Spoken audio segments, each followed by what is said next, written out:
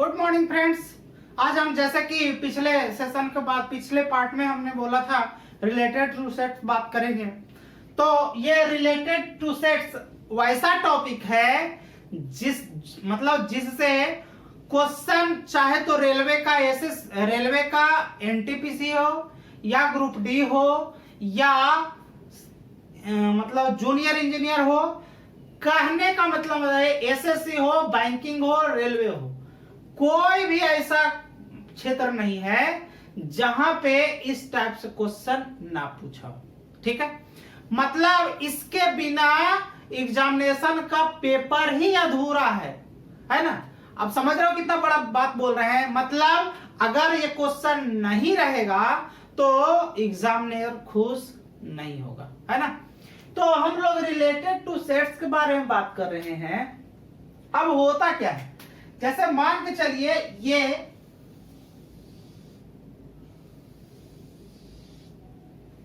ये दो पार्टी की बात कर रहे हैं, हम लोग यहां पे तीन पार्टी की भी बात करेंगे।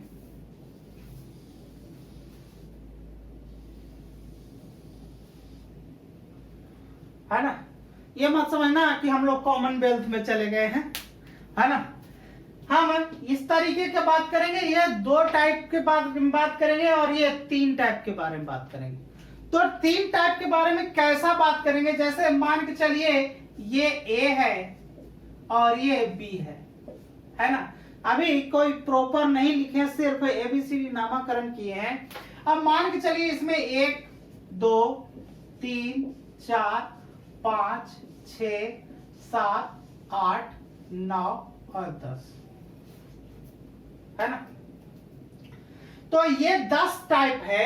अगर सिर्फ ए को बोला जाए तो नंबर ऑफ ए आदि बोला जाए तो क्या हो जाएगा, नंबर ऑफ ए बराबर 1 2 3 4 5 6।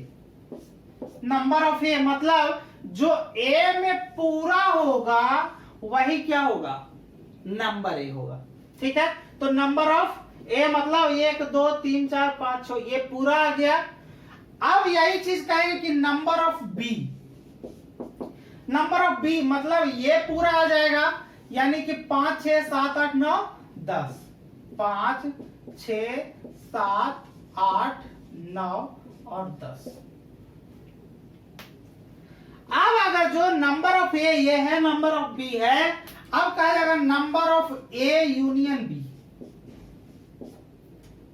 ए यूनियन बी का मतलब है कि इसमें और इसमें दोनों मिला करके, तो number of A union B का मतलब है number of A plus number of B minus number of A intersection B. A intersection क्या, ए इंटरसेक्शन बी ऐसे उल्टा लिख दिए मतलब इंटरसेक्शन, है ना। और अगर ऐसे लिखे मतलब यूनियन, ए यूनियन। तो यूनियन सीधा सा बात है, यूनियन का मतलब है मिश्रित, है ना। कोई भी यूनियन बनाता तो मिलाकर बनाता है, तो ये मिलाने का बना। आप देखिए ए इंटरसेक्शन बी है, ए इंटरसेक्शन बी का मतलब है कि दोनों में कॉमन क्या है। तो ये दोनों में कॉमन क्या दिख रहा है, 5 और 6 दिख रहा है ना। तो यहां 5 और 6। अब देखिए हमको a number of A union b निकालना है, तो क्या लिखे हैं, number of A plus number of B minus number of A intersection B.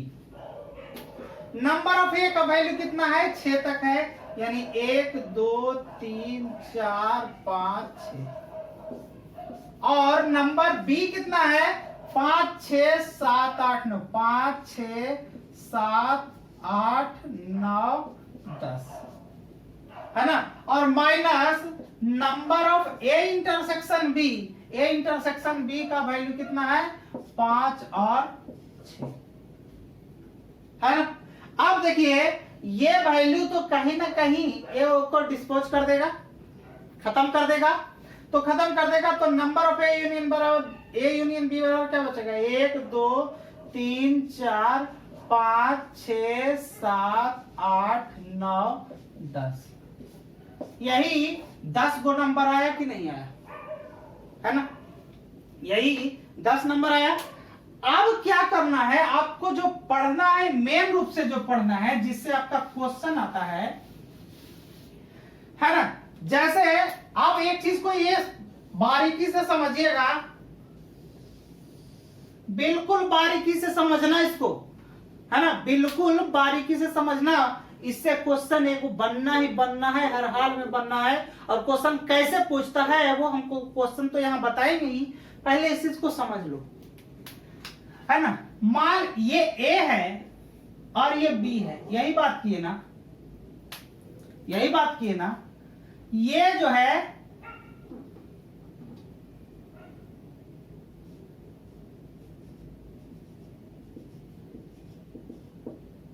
ये, तो ये ऐसा पार्टी है जो ए और बी दोनों में कॉमन है ना। अब यहां पे आप देखो ये वाला पार्ट,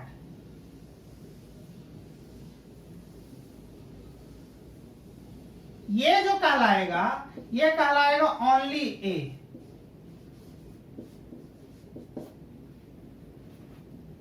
ध्यान से देखना, ये वाला पार्ट यहां से लेकर के यहां तक ये कहलाएगा ओनली ए।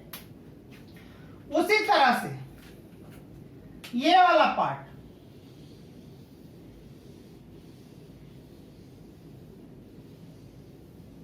ये कहलाएगा ओनली बी।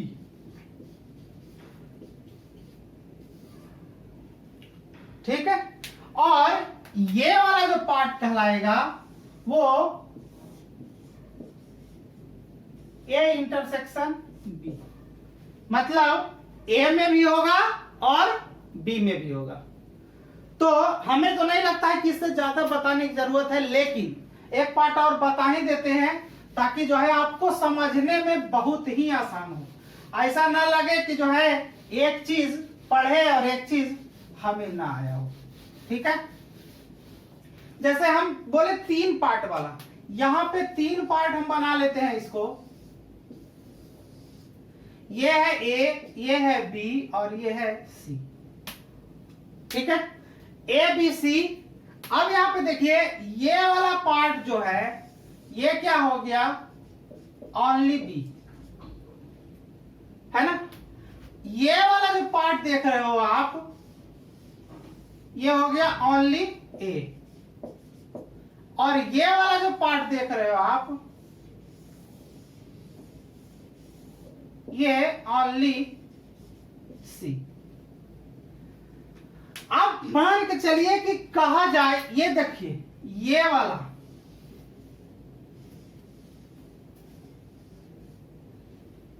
ये जो है कॉमन है, क्योंकि 3 पार्टी के बारे में बोल रहे हैं, 3 पार्टी और कॉमन बोल रहे हैं, मतलब इसका भी होगा, इसका भी होगा और इसका भी होगा। ये वाला पार्ट जो देख रहे हो,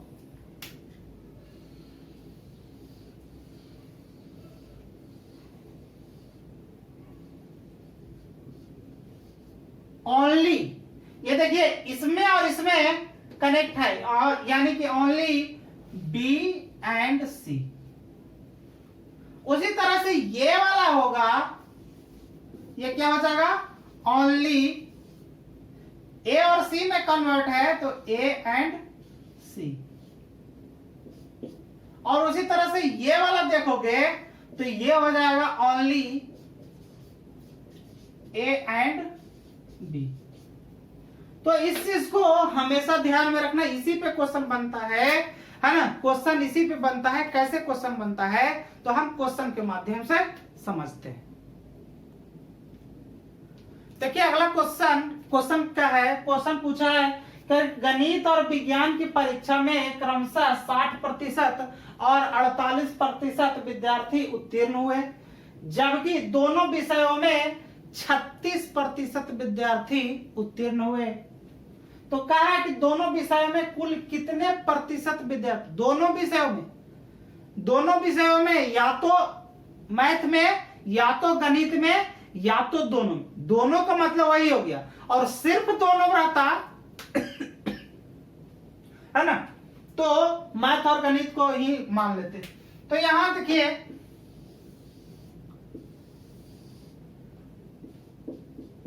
गणित और विज्ञान, यही दो सब्जेक्ट के बारे में बोला है। अब आप पहले डायग्राम बनाना सीखेंगे कि डायग्राम बनेगा कैसे। बहुत लोग सारे लोग होते हैं डायग्राम को ही गलत बना लेते हैं, है ना। तो जो जहां पे गलत होने की संभावना है उसके बारे में बात कर लेते हैं। यहां पे देखिए ये गणित है और ये विज्ञान है। पहले देख लीजिएगा, क्वेश्चन जो है पहले डायग्राम बनाने में ही लोग गलत करते हैं, और डायग्राम ये क्वेश्चन देखते हैं डायग्राम मन में आ जाएगा तो आपका क्वेश्चन 100% बन जाएगा, बशर्ते आपको डायग्राम आना चाहिए।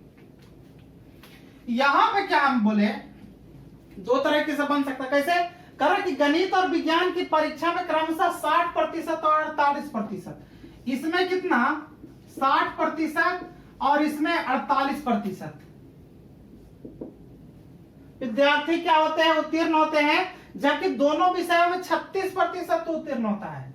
इसमें कितना 36%। तो लोग ऐसे डायग्राम बना लेता है, दोनों का मतलब यही दोनों ना, तो 36% इस तरीके का डायग्राम अगर जो आप बना लेंगे तो आपका 100% गलत हो जाएगा। आपको वैसे नहीं करना, पहले आपको ढूंढना है कि जो दोनों में कॉमन हो, है ना। सही डायग्राम के लिए क्या करना है कि आपको पहले दोनों में कॉमन को ढूंढना है। तो ये दोनों में कॉमन ये है, कहा कि कॉमन में कितना प्रतिशत, 36% दोनों, है ना, सब्जेक्ट में, यानी कि ये हो गया 36%।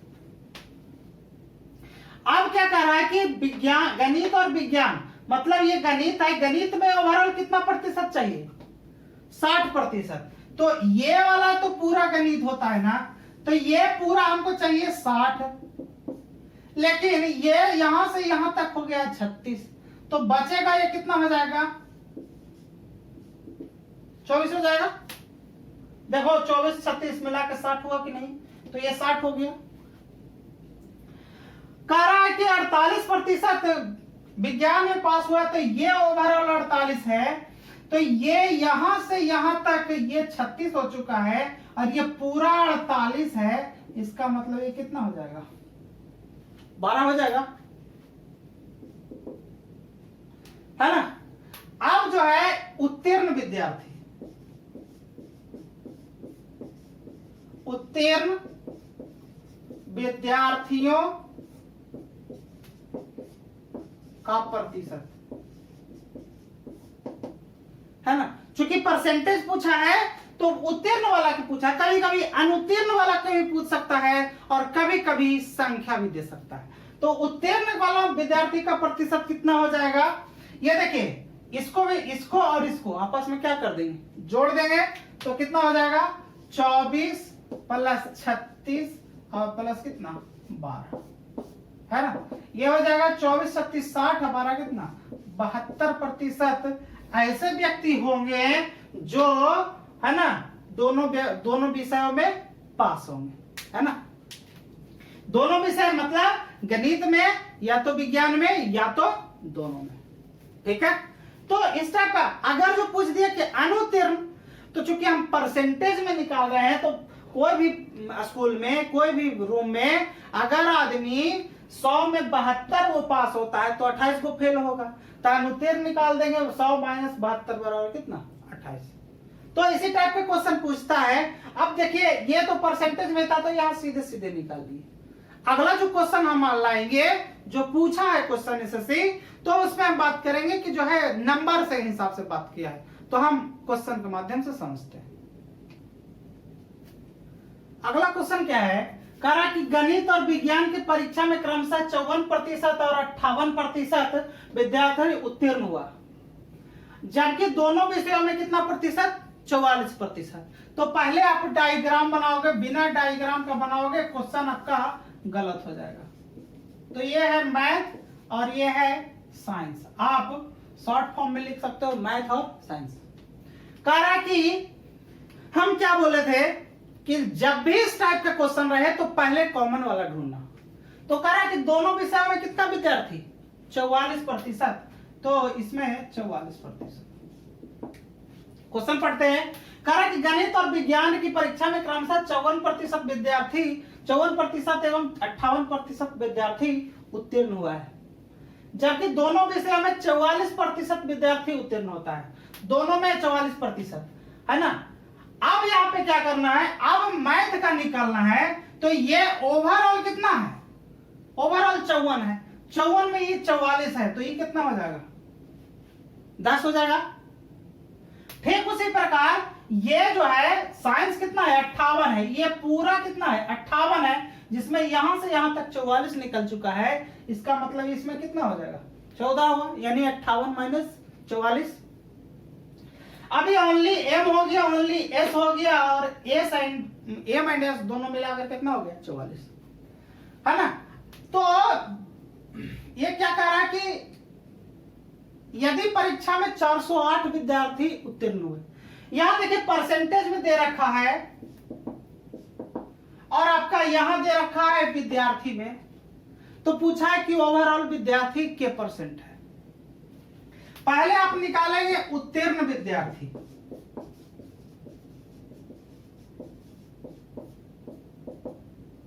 है ना।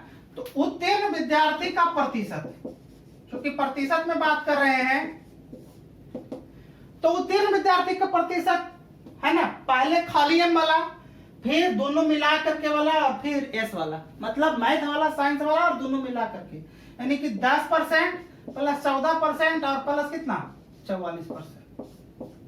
इतने पास किया है ना। आप इसको जोड़ सकते हो, 44 और 14 कितना हो जाएगा 58, और 10 कितना हो जाएगा 68%। और देखिए उत्तीर्ण विद्यार्थी का प्रतिशत 63 है, लेकिन जबकि परीक्षा में उत्तीर्ण कितना होता है 408, यानी कि 68% का वैल्यू कितना है 408, है ना। कोई भी वस्तु या कोई भी स्कूल में स्टूडेंट जो होगा 100% होगा। 100% कोई भी अपने आप में 100% होता है। तो यहां देखिए 68% का वैल्यू आपका 408 दे रखा है, इसीलिए 1% का वैल्यू निकलेंगे तो कितना हो जाएगा 408 बटा कितना 68। ठीक है, तो इसलिए कोई भी वस्तु अपने आप में 100% का कंपेयर करता है, 100 का निकाल देंगे तो कितना हो जाएगा 408 बटा 68 और गुना कितना 100। देखिए ये आपस में कट जाएगा कितना 6 छक्का 36, मतलब 6 मरतबे में कट जा रहा है। तो कितना स्टूडेंट हो गया 100 गुना 6 कितना हो जाएगा 100 और गुना 6 मतलब कितना 600 विद्यार्थी, है ना। तो मेरा कहने का सीधा सा मतलब है कि जब भी इस टाइप का क्वेश्चन आएगा तो पहले आप क्या करोगे, 2 पार्ट में है तो दोनों के कॉमन वाला को ढूंढोगे, उसके बाद मैथ कहेगा तो पूरा मैथ वाला में कॉमन वाला घटा लेना, और अगर जो साइंस कहेगा तो पूरा साइंस वाला से कॉमन वाला को घटा लेगा। तो वहां पे ओनली मैथ ओनली साइंस के रूप में आ जाएगा, और इस तरीके से आप काम कर लोगे। ठीक है, तो अब जो है इस टाइप का क्वेश्चन, अब जो है एक दूसरे टाइप का क्वेश्चन पूछा है तो उसको क्वेश्चन से समझते हैं।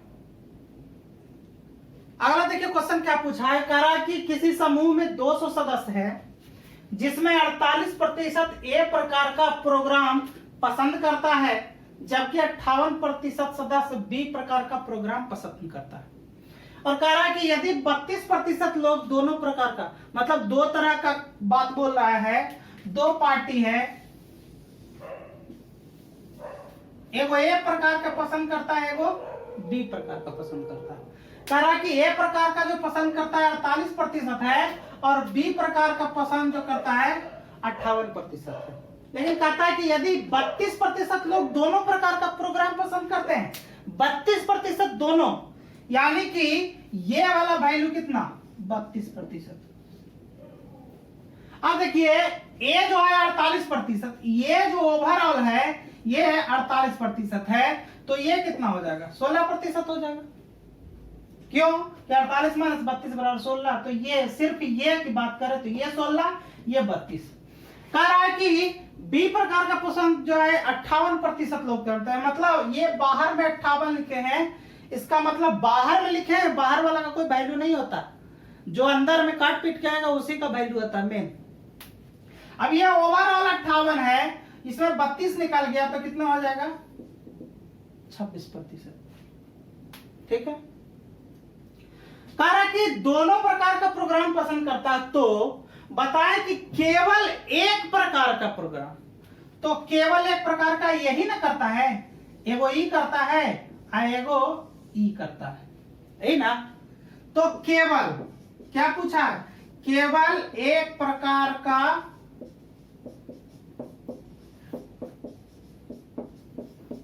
प्रोग्राम पसंद करने वाले लोगों का प्रतिशत। देखिए हम चूंकि बता रहे हैं यहाँ पे तो हमको लिखना पड़ रहा है, अदरवाइज आपको लिखने की जरूरत नहीं है। दोनों प्रकार का नहीं पूछा, केवल एक प्रकार का, मतलब ओनली ए होना चाहिए या ओनली बी होना चाहिए, यानी कितना 16% और 26%, मतलब 26 और 32 10 कितना 42% लोग ऐसे होंगे जो केवल एक ही प्रकार का प्रोग्राम क्या करते हैं, पसंद करते हैं। अगर जो ये 32 कहीं आप इंक्लूड किए तो आप जो है पचड़ा में फट जाएंगे, है ना, तो आपको वैसा काम नहीं करना है। एक चीज और देखिए, इसमें क्या आपको घुमाने के लिए दिया है, कह रहा है कि किसी समूह में 200 सदस्य है, 200 सदस्य हैं, अगर परसेंटेज में निकालना है तो परसेंटेज में निकाल देंगे, सदस्य निकालना है तो अगर जो 200 का रहा तो 200 सदस्य का 42% निकाल देंगे, जितना सदस्य आएगा उतना आपका क्या हो जाएगा, आंसर हो जाएगा। ठीक है, अब इसका अगला क्वेश्चन, अगला क्वेश्चन देखिए, अगला क्वेश्चन थोड़ा ट्विस्ट है। कह रहा कि विद्यार्थियों के एक समूह में 70% अंग्रेजी बोल सकता है तथा 65% हिंदी बोल सकता है। कह रहा उन विद्यार्थियों में से 27% दोनों भाषा में कोई भी भाषा नहीं बोल सकता है। वो दोनों तो दे रहा है बोल सकता है और 27% नहीं बोल सकता है, तो कह रहा है कि उस समूह में कितने प्रतिशत विद्यार्थी दोनों भाषाएं बोल सकते हैं। ठीक है, तो पहले क्या करेंगे, आप डायग्राम बनाएंगे, इस तरीके से डायग्राम बनाएंगे आप, है ना। क्वेश्चन होश में पढ़िएगा और क्वेश्चन को डायग्राम जो बनाइएगा होश में बनाइएगा। इसलिए कह रहे हैं कि इस टाइप के क्वेश्चन में हमेशा बच्चा गलती करता है, हमेशा गलती करता है ना। आपको गलती से बचना है। मैं बहुत गलती किया हूं, मैं ये नहीं चाहता हूं कि जो गलती मैंने किया वो गलती आप लोग भी करो। ये चीज वही बता सकता है जो अपने धोखा खाया है, और अपने जब धोखा खाएगा तो आपको जरूर मना करेगा कि भाई ये राह चलना कठिन है, आप वैसा गलती ना करो। कैसे करोगे, जो गलती कर सकता है उसके बारे में बात करेंगे, और जो गलती नहीं कर मतलब जो नहीं करना है उसके बारे में बात करेंगे। तो यहाँ पे क्या कर रहा है कि दो विद्यार्थियों का एक समूह है जिसमें कुछ अंग्रेजी पढ़ता है और कुछ क्या पढ़ता है, हिंदी। मतलब हिंदी बोल सकता है और अंग्रेजी बोल सकता है, मतलब ये इंग्लिश है और ये हिंदी है। E for English, H for Hindi. अब क्या हम क्या बोले हैं कि सबसे पहले आप उसको डिनोट करिए जो बीच वाला दोनों वाला भाग है। तक कह रहा कि 27% दोनों में से कोई भी भाषा नहीं बोल सकता है। मतलब दोनों वाला हम लोग क्या करते हैं, क्वेश्चन पढ़ते हैं और फिल कर देते हैं, है ना। क्वेश्चन को अच्छे तरीके से नहीं पढ़ते हैं, तो हम दोनों वाला यहाँ ऐसे फिल कर दिए। और 70% अंग्रेजी, मतलब ये कितना 43% हो जाएगा, और कितना 65%, मतलब ये कितना 38%। यही करने के लिए सिखाया है ना, बिल्कुल गलत। क्या, बिल्कुल गलत है, यही गलती आपको नहीं करना है।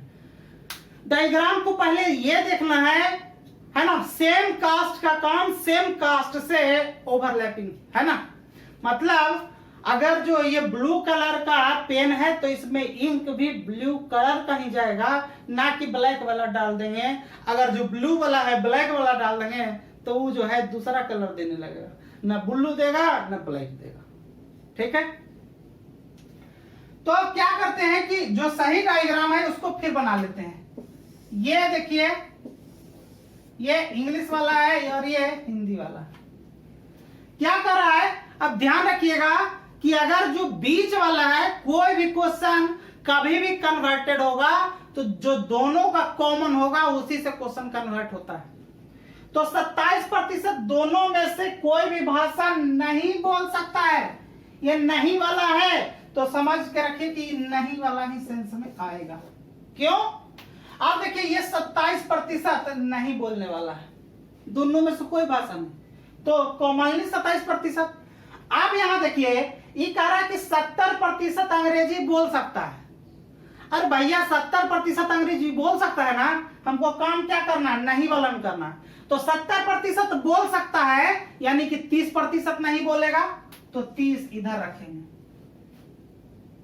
ठीक, अब 30 इधर रखेंगे। कह रहा है कि विद्यार्थियों के एक समूह में 70% अंग्रेजी बोल सकता है ना, 70% अंग्रेजी बोल सकता है तथा 65% हिंदी बोल सकता है। उन विद्यार्थियों में 27% दोनों में से कोई भी भाषा नहीं बोल सकता है। उस समूह में कितने प्रतिशत विद्यार्थी हैं जो दोनों भाषाएं बोल सकते हैं? अब देखिए, नहीं वाला निकाल रहे हैं। ये ओवरऑल 30% नहीं, मतलब ये कितना, 3% ओवरऑल ये नहीं वाला है। अब उसी तरीके से ये कितना है, हिंदी 65% है, 65% बोल सकता है, यानी कि 35% नहीं बोलेगा, है ना। तो यहाँ पे 35 ही ओवरऑल है, तो ये 27 है, तो ये कितना हो जाएगा, 8%, है ना। तो यहां बोलेंगे नहीं बोलने वाले, यहां लिख देते हैं हिंदी या अंग्रेजी नहीं बोलने वाले। चूंकि हम यहां नहीं बोलने वाले के लिए लिखा है, तो नहीं बोलने वालों का प्रतिशत, तो नहीं बोलने वाले को प्रतिशत, ये भी, तो कितना, 3 + 27 प्लस कितना, 8, इतना प्रतिशत ही ना। तो कितना हो जाएगा, 3 + 27 30 और 8 कितना, 38% नहीं बोलने वाला है। अब बताओ, 38% नहीं बोलने वाला है, मतलब बोलने वाला कितना होगा, 100 - 38, तो बोलने वालों का प्रतिशत निकाल देंगे।